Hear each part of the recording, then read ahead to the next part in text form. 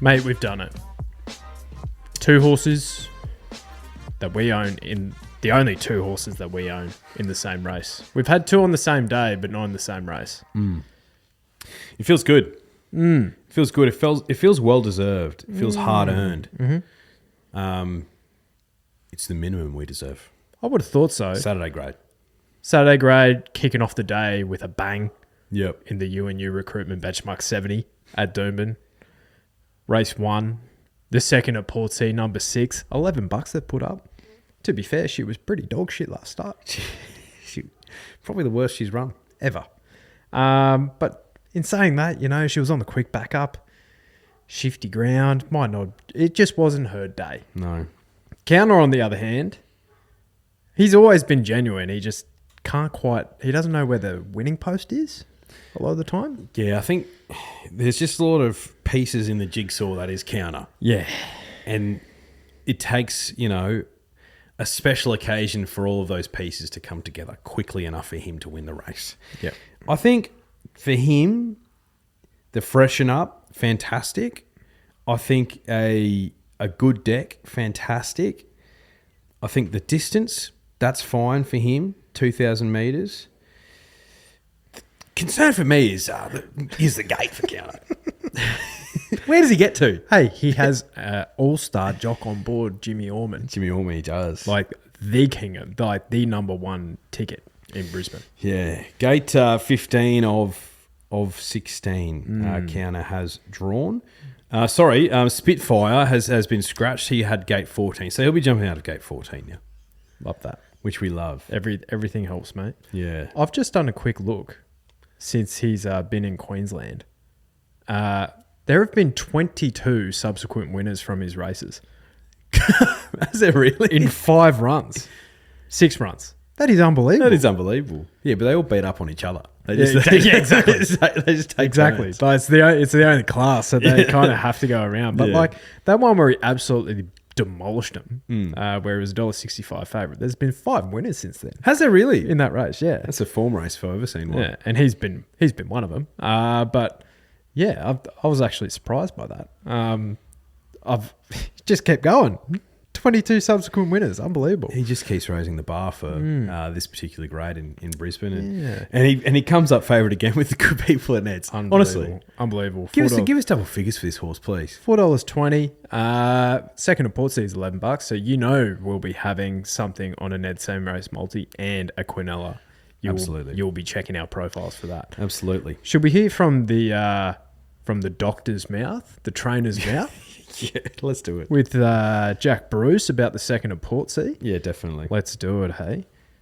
So what's the great man have Good morning, team. The second at Portsea has accepted to race on Saturday at Doomben. She's drawn barrier 9 in a field of 16 with Justin Huxtable booked to ride. So I will also accept on Sunday at the Sunshine Coast. There's a smallish field there in an 1,800 metre race, which may also suit, but it is for significantly less prize money. How significant, you ask?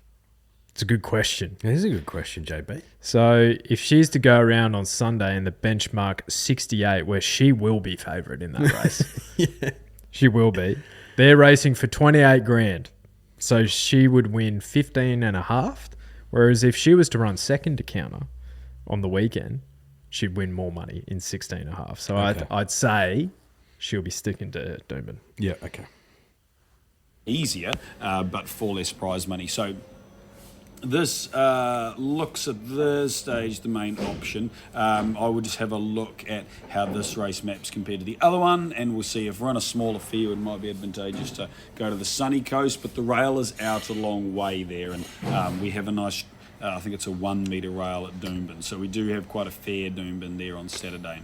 From barrier 9, we're probably realistically going to find ourselves in the second half of the field, but up to 2,000 metres is going to suit her. That's what we've been waiting to get to this preparation, and we've been able to lay a good foundation of 2 runs or 3 runs at the mile now, which really helps us build that stamina at the end of the 2,000 metres. So looking forward to the weekend. At this stage, I'm probably favouring the Doomben option, and I'll keep you posted tomorrow when those acceptances are out up there. Thanks, Jack. Thanks, Jack.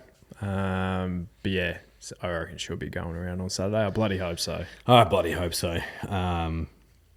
because she's a backable price, unlike her naughty adopted cousin, Kiana. He's always such a short price for a horse that's only won twice. I just can't understand it. I don't understand it either. But Godspeed to the both of them. Could be the Quinella to end all Quinellas. Yeah. And our wallets could be a lot fuller and a lot heavier at the end of the day, or a lot lighter. And I'm hoping it is the former. So, this weekend's racing, what are your thoughts, mate? Moonee Valley, Randwick. Looks good. Yeah. Looks good, yeah. I'm optimistic about this weekend. Yeah, I am too. The Valley was a happy hunting ground a couple of weeks ago. Yep. We'll have to wait and see what happens. Yeah. Well, should we get to the Moir Stakes? Let's do it. Well, let's have a look before we get into what you think. We should actually have a look at what the drifters reckon, because there is a lot of opinions flying around here. I love that. So, who's going to win the Moir Stakes according to the drifters? Benny Carroll, Johnny Rocker. Johnny was going around in some of these sprints. Ran second to a very good pony by the name of Imperatrice pretty recently at the Valley. Marcus Williams, good to have you back, mate. You've been a bit quiet. We need an amenable update. We do. Lady of Camelot will be tough to beat in this. Nick Scala, Camelot couldn't have drawn any better. Will Finlay, Estriella, Hamish Townsend, Chad's cousin. Estriella, Cooper both. Sounds like Lady of Camelot should, but I think I Wish I Win could easily run over the top. And then Big Red, I Wish I Win.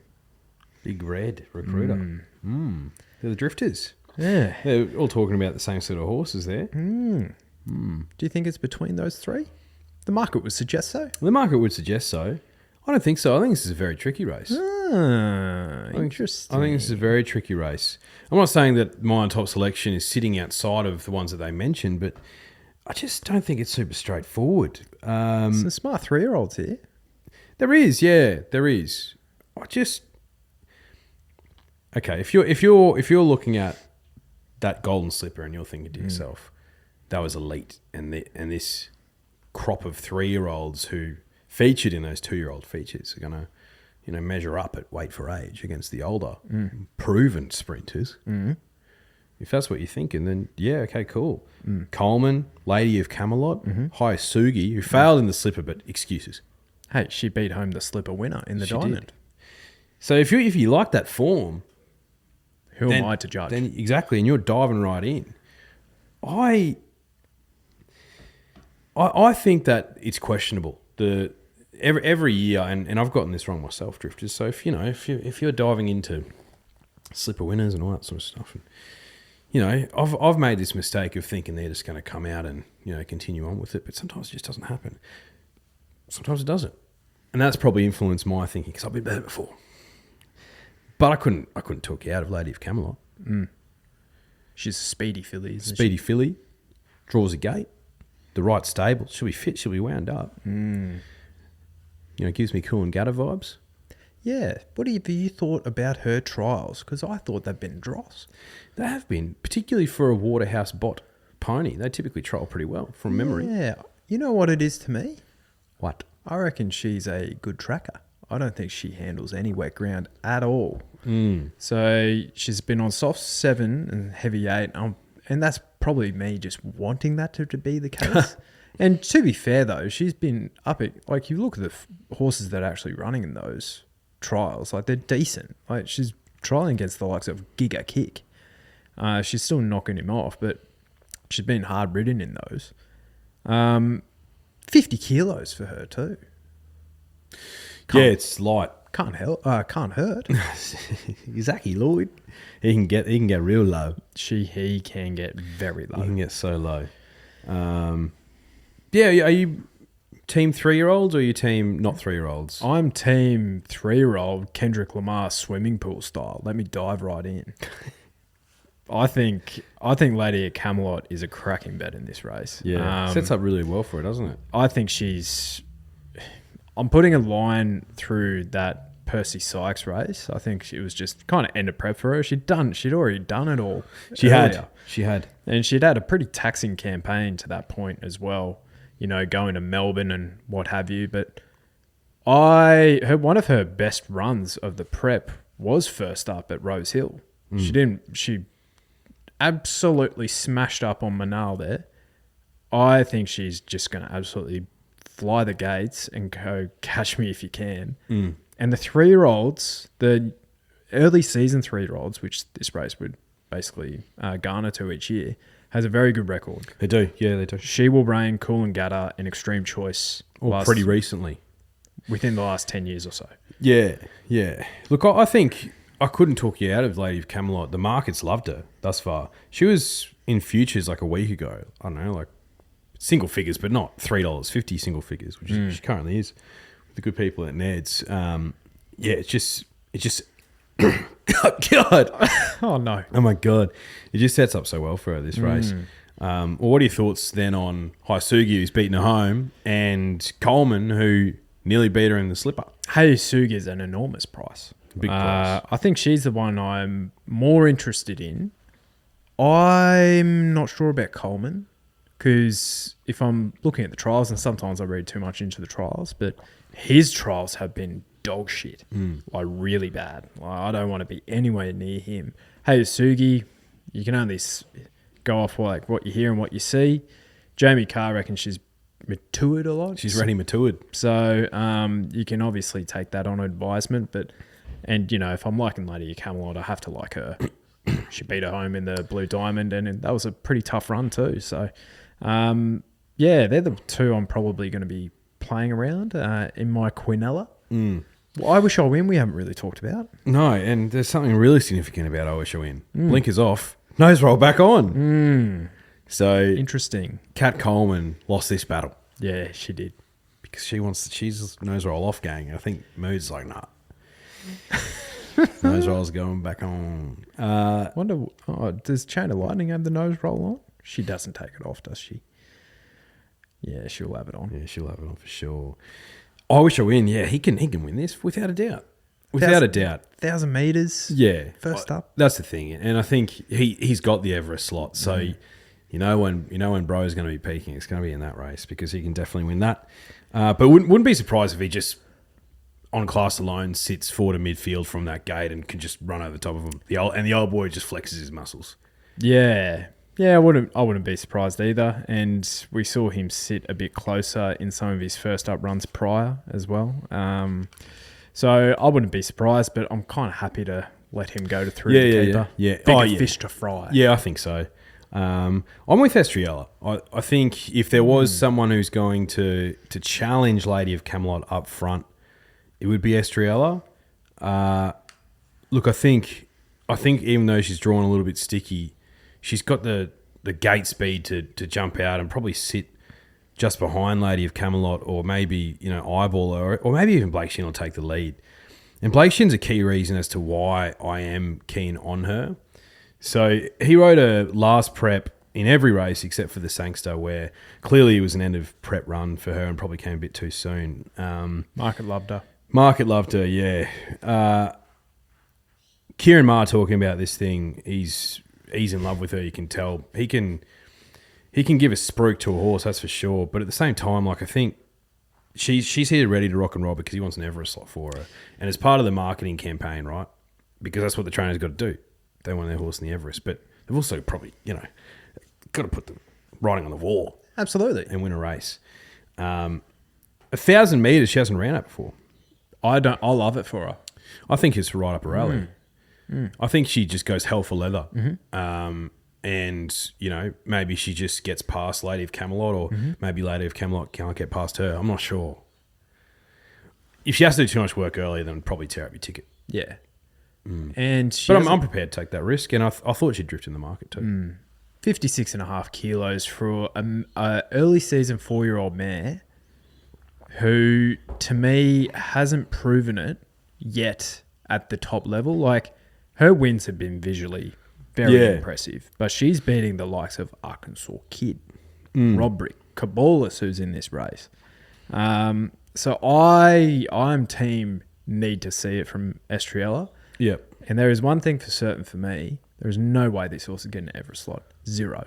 Estrella. Not at 1,200 metres. I think she is a really talented 1,000, 1,100 metre horse. Yeah. But as we kind of look through in the trying to find those races, like there's not a lot of options for at this level. Yeah, throughout the spring. for the Asfura types. Yeah. That's what I mean. That's why I think she'll be pretty wound up here. Yeah. I think Kieran Mars, he doesn't get it wrong very often. If he's targeting a horse at a race first up, he's going to do it with some intent. And I'm a fan of hers, I backed her every start last prep except for her Thanks to Run. So, I'm prepared to give her a go here. I admit, Lady of Camelot's the one to beat for me, clearly. I'd like to see Hayasugi or Coleman run well and win, or just run really well, because add them to the ranks. Yeah. Am I crazy for thinking Mornington Glory could win this race? I think you can. I can. If you won for exotics, has to go in. Like a pinstripe type of operation? Yeah, definitely. What's he, fourth up here, third up here? Yeah, fourth up. Look at his Moonee Valley stats at the distance too. Oh, he ran super last start. Outstanding. The Victorian Victim was on him, and he was very pleased. Yeah. He lurched to get there. He's drawn gate 1. Maybe he'll sit a bit closer. It wouldn't shock. Ethan Brown's been riding really well. I thought he wouldn't be the worst roughie in this race. Absolutely not. So yeah, interesting race. I've got Lady of Camelot on top, Hayasugi in for second, and then I've got I Wish I Win and Mornington Glory rounding out my top 4. Estrella, Lady of Camelot, I Wish I Win, and Coleman for me. Okay. Let's go to the Chautauqua Stakes at Moonee Valley. He's flying! Yes! Well, it's funny that of all the tracks to get a race named after Chautauqua, it's the one where his racing career officially ended, where he just stood in the gates. Oh, sad. But it's funny. What an enigmatic horse. Very enigmatic. Chautauqua Stakes, 1,200 metres listed. You have the likes of Savannah Cloud, Arkansas Kid, and Snapper here. Snapper's one of mine. He'll go forward, probably be leading this field, but don't know if there's been a bit of an issue with the old fish because he hasn't raced since January this year. Does Arkansas Kid just beat up on these? Don't know if he beats up on him, but he's $2 favourite, and it's a play I'm happy to have. Put it that way. So he was gelded, terrific return, take improvement out of that. Scratch last week, save for this. Get some weight relief as well. He's only got an extra, half a kilo on top of Who Dares, who's been racing super but been up for a long time. And I think the Valley suits 1 from 1. Right sort of horse, right gate. Yeah, Luke Curry's riding well. It's a play for me. Yeah, I thought Just reel him in. I thought Savannah Cloud's awfully honest. He is. Sorry, Always do it. That's a bear. Yeah. Very honest. Very honest. First up, stats are fantastic. Has run very well at the Valley before. I thought he is just going to be one of those on-speed horses that are going to be awfully tough to get past. And his jump outs, not trial, jump outs, fucking Racing Victoria, honestly, have been very good. Mm-hmm. Just call a trial, I say. I've got some issues down there. The Atlantic Jewel Stakes is race 6, 1,200 metres listed race. A few dual acceptors here, including Amina, Silmarillion, and potentially Zoe Tung, Licky Tung.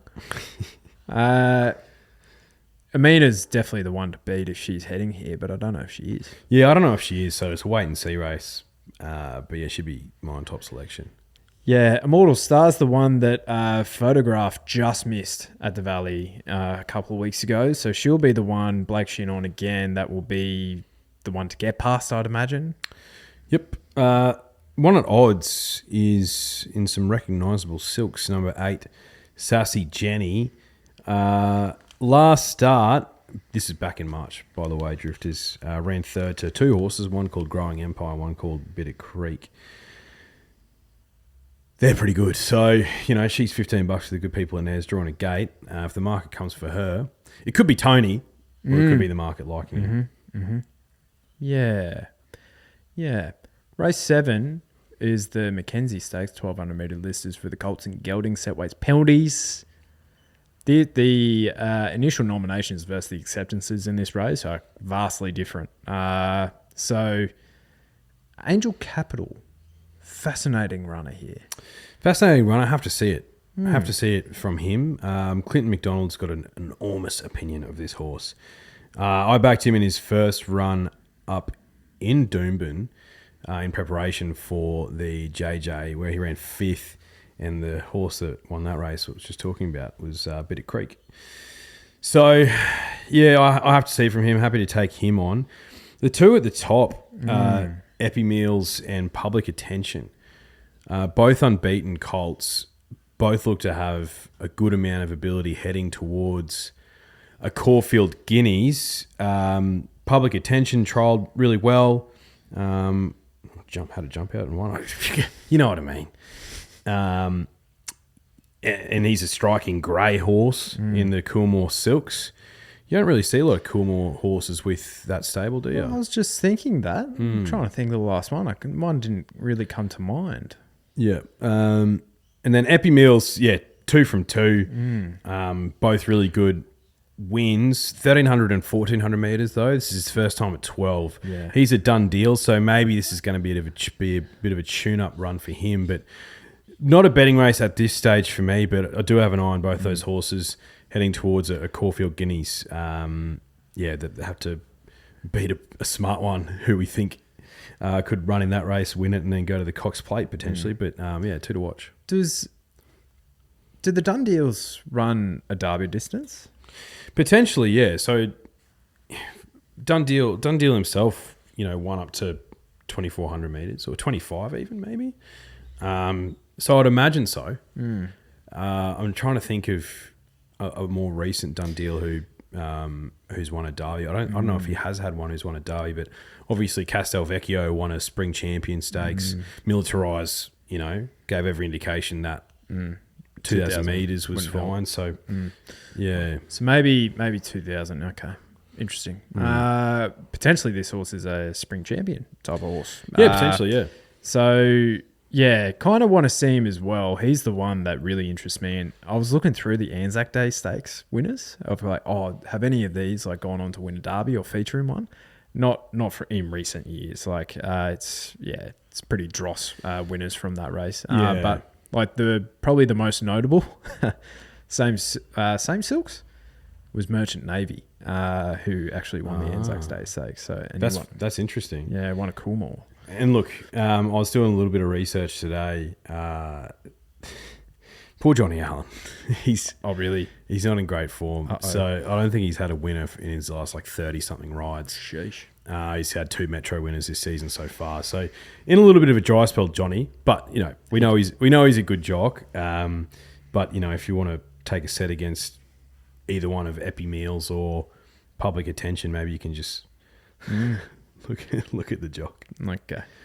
All right. The So You Think Stakes. I think the inaugural running of the So You Think Stakes, 1,500 metres for open Sadways penalties. Let me get that out. Oh, he was very good. 10 Group 1s. 2 Cox Plates. So it makes sense for him to have a race here. It does. Group 1s overseas as well at the middle distance. So 5 here, 5 overseas. That's pretty good. Yeah, that's good. That's very good. All right. Pericles.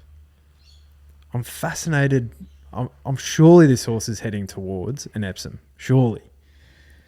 Yeah, you would imagine so. Bit of a weird race last race. He sort of went in, he went out, loomed up, didn't.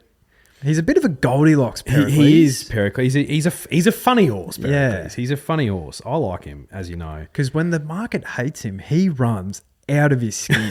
I know. It's like he's got one eye. I was like, am I $2 today? Yeah. Okay, well, absolutely. I might as well blame myself. Yeah, absolutely. He's a tough favourite to back. And $2.30 is pretty short for him. But we saw out of that race, so Gentleman Roy was, 3rd or 4th up in that race, and he was going super. Pinstriped, nearly ran him down. He's obviously come out and peaked in a Mckenzie and won that. He's Group 1 winner now. So it's good form, particularly for a race like this. So, immediacy probably wants further. Our guy Muramasa wants further. Rolls is going to be out and leading, and he ran super last start, the old fella. So, there's going to be some genuine pace. Attrition, I don't know where that horse is at. Whenever you see a trainer come out and is like, he needs something for his confidence, I'm happy to just let it happen until that happens. Big Buff is in this race as well. Jmac. So these are all exposed horses, and Pericles is to an extent, but he's the one where it sets up the best for him. You know what I mean? Like, Well, mate, if we're talking about Epsom's for him, he's got to win this. So 19 career starts, 8 of them at Group 1 level, and 5 more at Group 2 level. And he's won 2 Group 2s and placed in another 2 as well. So it's like he has been racing in the absolute elite races that he can for an early season 5-year-old gelding. Blake Shin, I cannot see this horse running outside the top 2. I really can't. He's so far back in grade here. Yep. He has to win this. He has to, yeah. He has to. But an interesting little race. I think we know Immediacy and Muramasa both have talent, and they could go on to win better races than this in the spring, but happy to take them on first up. Unfortunately, I'm worried for my boy Muramasa. I don't know where he's at. Yeah. I think before he had a super spring last year, he was trialling out of his skin. His trials have been dog shit. Dross. Really bad. And he had a pretty average autumn as well. So not sure where he's at. Maybe it's all been because he's already in the Caulfield Cup, winning the Mornington Cup, I believe. Or he has a start. Maybe he got a start. Maybe he got a start in the Melbourne Cup. Can't remember. He has a start in one of them. And maybe they're just gearing up for that. But yeah, we'll see. That's all she wrote it. Morning Mooney Valley, unless you had any other notes. No, not at this stage. Love it. All right. What we did fail to mention is the Valley will be railing the true. There is a little bit of rain on the Friday, I think up to 5 mil or so. I'm thinking it will be a soft 6 or a genuine good 4. So I think it will be fine.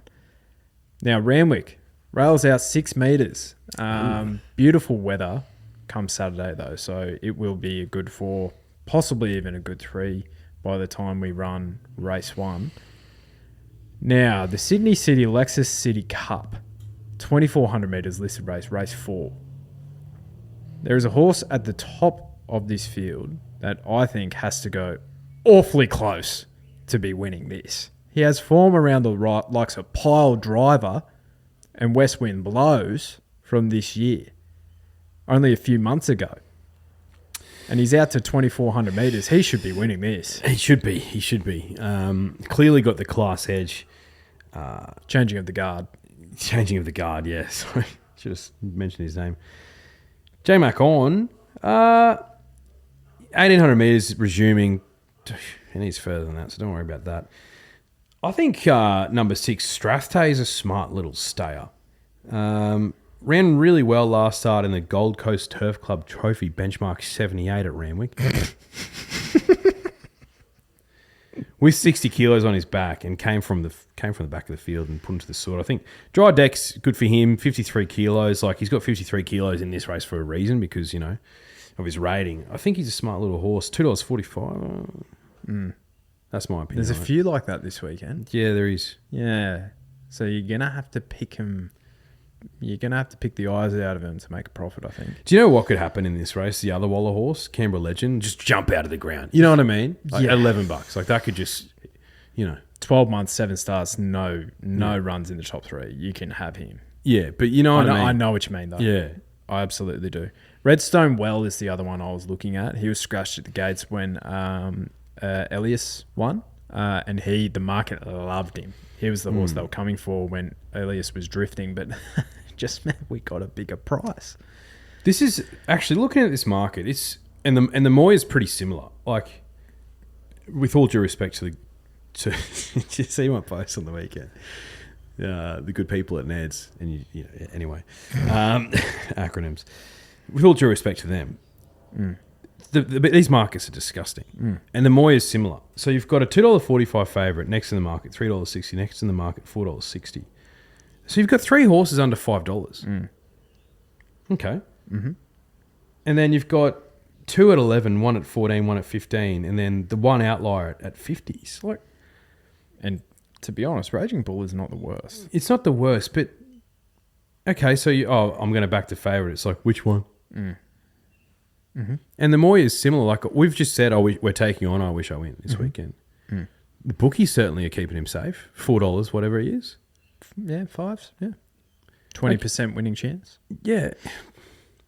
And then you've got, Lady of Camelot and Estriella sort of equal price around that sort of mid-3s, and then, a few around that sort of $10 to $14 mark.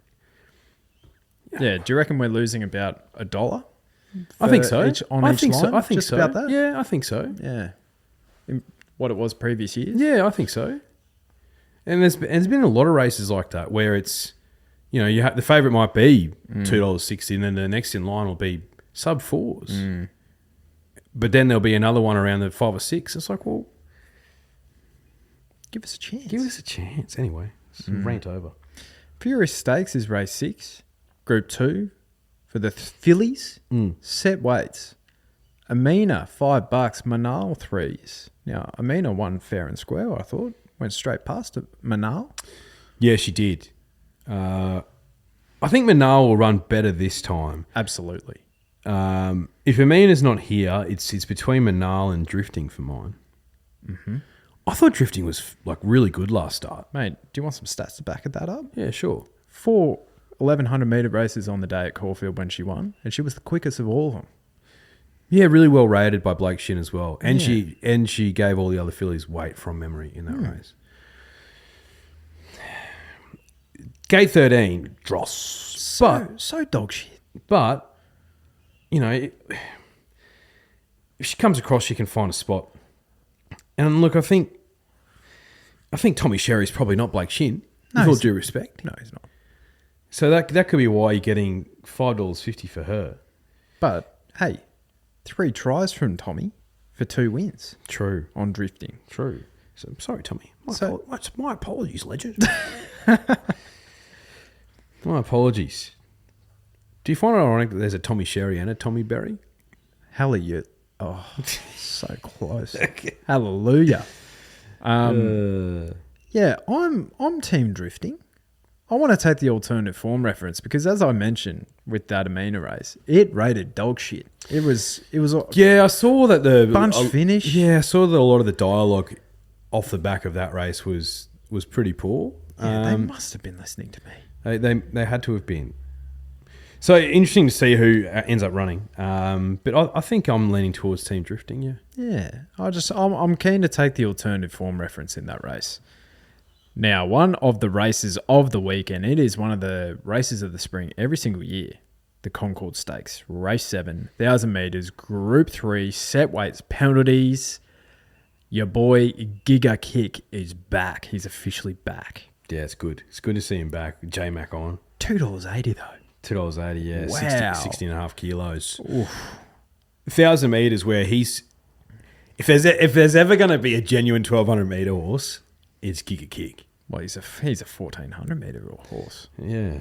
I would have thought. He can certainly put these guys to the scissor kick his sire and put him to the sword. I think he can definitely win this first up. However, if you're going to take Giga Kick on this prep, it's going to be first up in 12 months on over 1,000 metres, where he's going to be giving him a sight, right? And there's going to be some handy ones in front of him. And there's also going to be some traffic cones in front of him, man. Have you seen some of the fucking dross in this race? Have you seen some of this dross? Number 6, Bandy's Boy, 200 to 1. La Melody, 150 to 1. And I could keep going. So, there's going to be some traffic cones for him.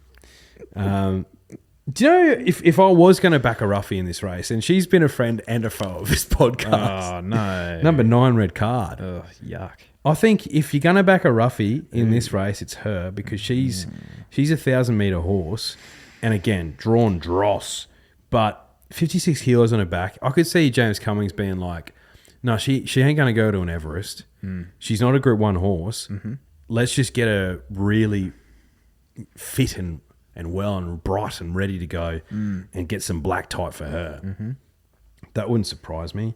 What about my guy Remark, who won this last year for me? For Team Red. Yeah. Now owned. Yeah, I don't know. Sure. Are you having a punt in this race? Yeah. The Yeah. ultimate gear change. Work for Tom Kitten. It's going to work for the... It's going to finally... I'm finally going to catch this horse. Af Cabin. Gavin. $8.50. I'll find out at that price, please. Yeah, it is the ultimate gear change, and he's been trying well. He has been super. And, you know, we get lulled in by these trials every single time, but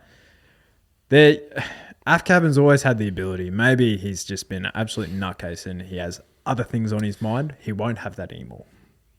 I say this with no disrespect whatsoever to Af Cabin. He might just be a Group 3 horse. Hey, But guess what this race is? It's a Group 3. It's a Group 3. 4 starts, 2 victories, a second and a third, with nuts on. So with nuts off, I'm also looking Group 1 starts, 5 Group 1 starts for not a single place. Yeah, I couldn't talk you out of that. yeah. Where's Private Eye at? Do you think he needs to Mate. win this? I'm saying not even finish top 3. Do you think he needs to win this to get an Everest slot? Oh, I think that is... No, because I feel like there's always a couple slot holders that are desperate at the end. Real desperate. So I don't think it necessarily comes to that, but like $6 for this horse? Are you kidding me?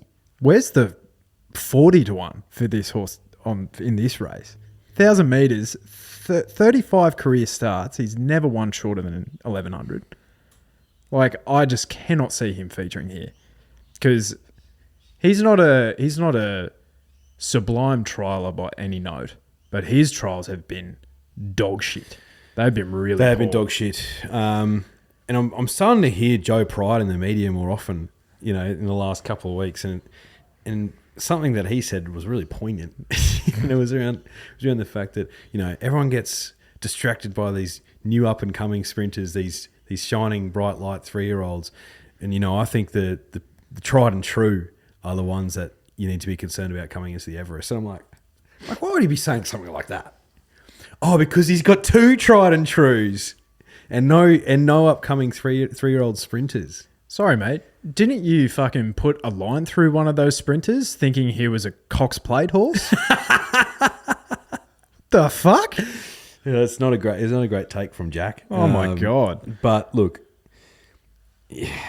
You know what Jack and Proven Thoroughbreds have in them?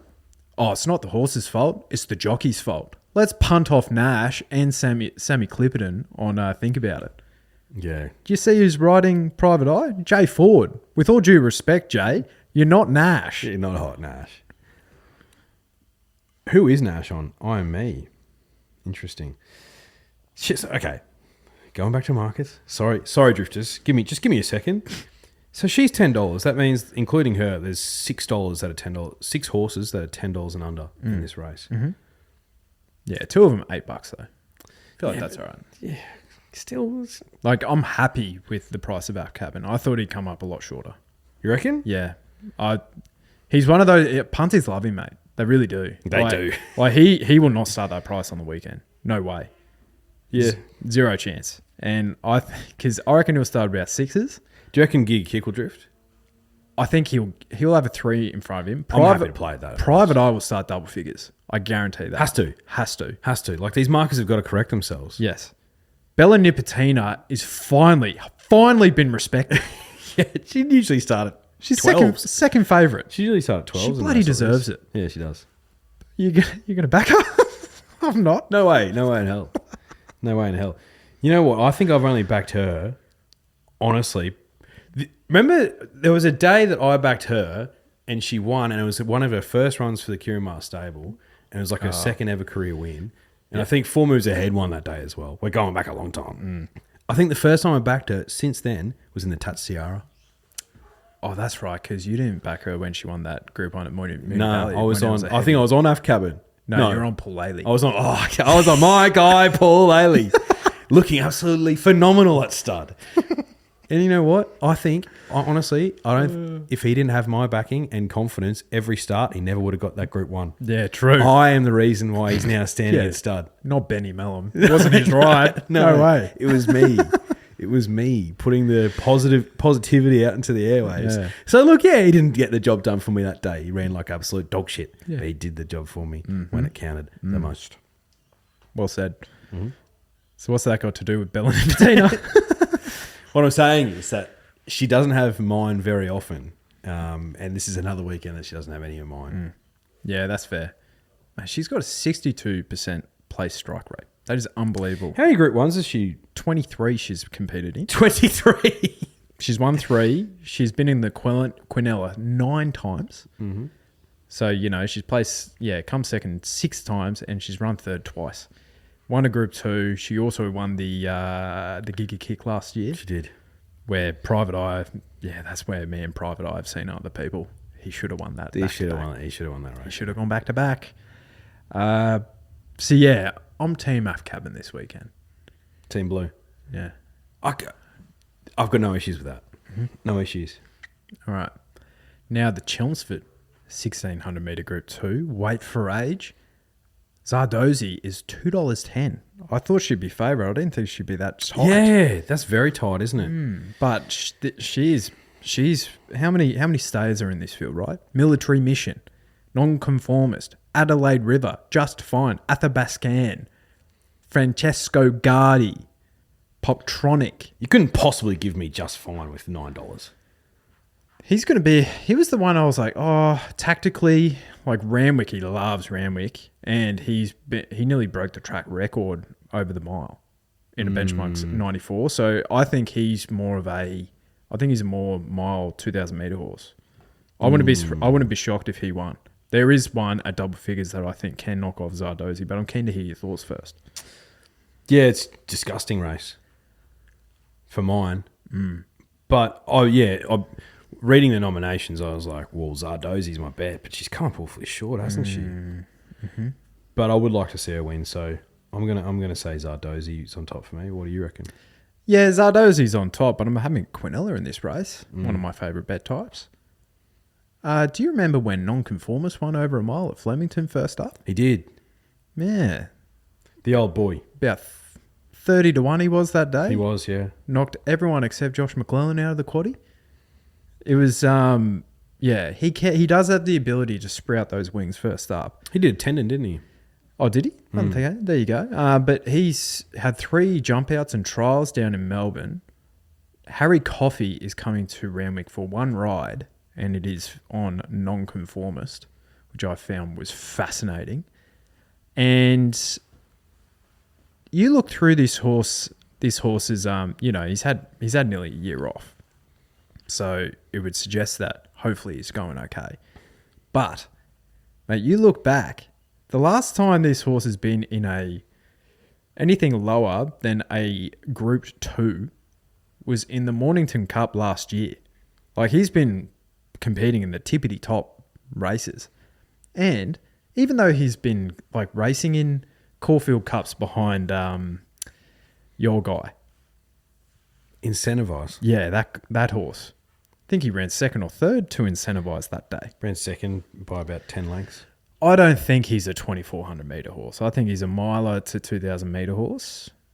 I think he's going to run super this weekend. Barrier 4, I think it's just a bit of an ambush by Graham Begg. And he's been known to ambush Sydney before. He is a very good trainer. Yeah. Very, very good trainer. What are your thoughts on Buckaroo? You can have Buckaroo. I'm not interested in that horse one bit.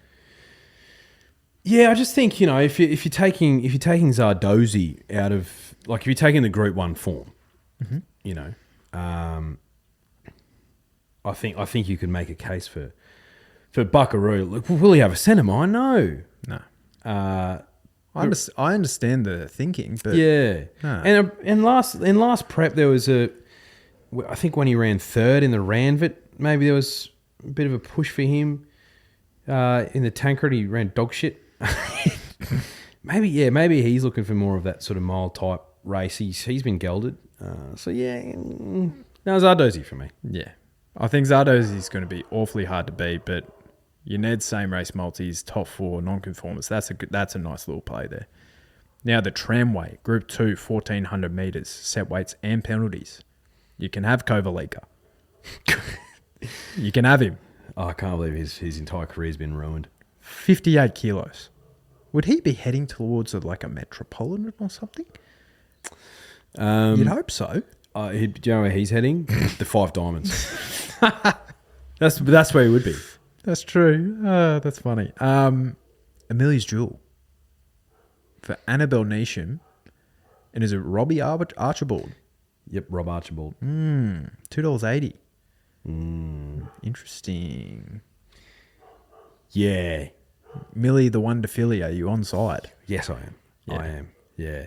I think right stable, right kickoff point. Class will take her a long way. Weighted nicely in this race. Tommy Berry on. I think this is her time to really just come to the fore and be one of those wait for age types. Sorry, I've just seen something. What have you seen? Races that Kovalika is nominated for. He's nominated for the Melbourne Cup. Huh? Why was this horse? Why? Why was he taken towards a Golden Eagle? I know 15 or 10 million reasons why, but that is just madness to me. It is utter madness. Oh, he was ruined. Oh my God. It's Last like, prep- what this horse could have been. Yeah, they ruined him. Wow. They ruined him. Oh, Is that the trainer or is that the ownership? You know?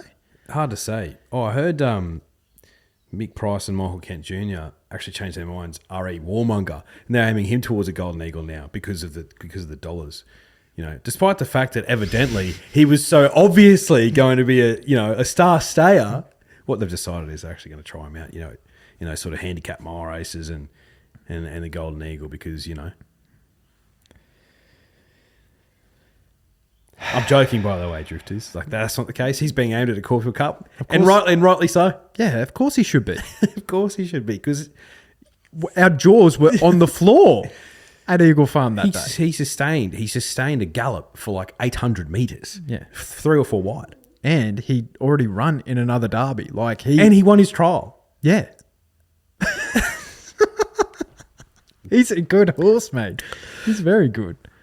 There's another horse here in this race who I think could be aimed at those sort of handicap type races. Resumes after running really well throughout the Winter Carnival, and that's number 10, Freedom Rally. I think he's a good horse. Is he Amelia's Jewel? Certainly not. But he gets Craig on, which is interesting. Who's Jmac on? Kovalika. Yeah, right, okay. Yeah, it's a shame, isn't it? It is. It is. So Freedom Rally to run well, but I just want to see Amelia's Jewel come out and sit sort of midfield and just go bang. Yeah. Yeah, I tend to agree. I think it's between the likes of, Amelia's Jewel, Freedom Rally. I think you chuck Arctic Glamour into your quaddie as well. Her first up run behind Schwartz in the Missile Stakes was fantastic. She was nowhere to be seen in the autumn, but in the spring she was super. So I think Arctic Glamour's another one. And what about a succulent Chinese meal with Democracy Manifest? He had a super return, didn't he? Yeah. Super return in the Jolly Star race over 1,200 metres. That's not his go. No. I think he can run well. Again, he'll be aimed at those handicap type races. Yeah. One of the most well-named horses in the country. 100%. If not the most well-named. I think so. And I'm seeing a fascinating jockey booking here. Hot Nash. How many Chinese meals do you reckon Nash would have had over the journey? With a full packet of smokes in his top pocket. That's what I was thinking. I reckon Nash would be reminiscing and he'd be Sad that these days are no longer a thing where you could have a succulent Chinese meal, a BYO Chinese meal, with those nice white linen cloths on the table, and he's got a side of I don't know some spring rolls, maybe some fortune cookies, some prawn crackers.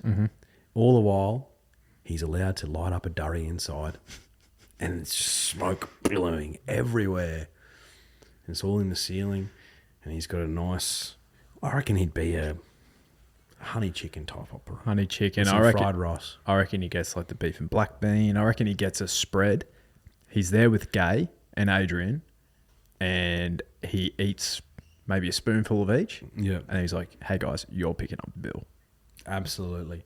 And this is after a day where he's had to sweat, he's had to lose weight, he's won a big handicap race, and he's thought, you know what, I'm just going to put on some kilos tonight. And he's just dug into some succulent Chinese meals while having about 30 cigarettes. Natural Willop. Still one of the great photos of all time after Kieran McAvoy. I think it was 2,000 winners.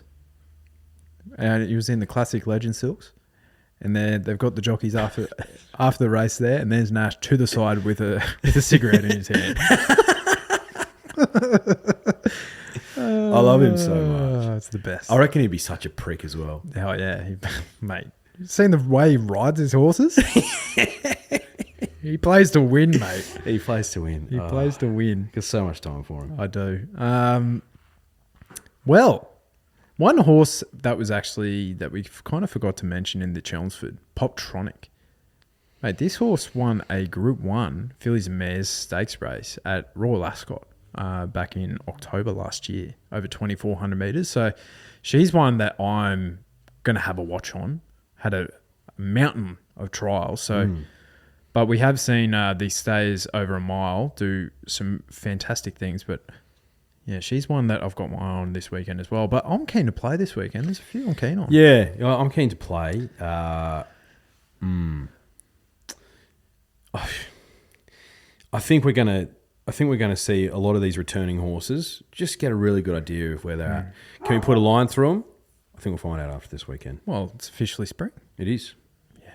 Well, God bless us. God bless the podcast. God bless the good people at Ned's, and God bless Counter and the second of Portsea. The Quinella to end, or Quinellas.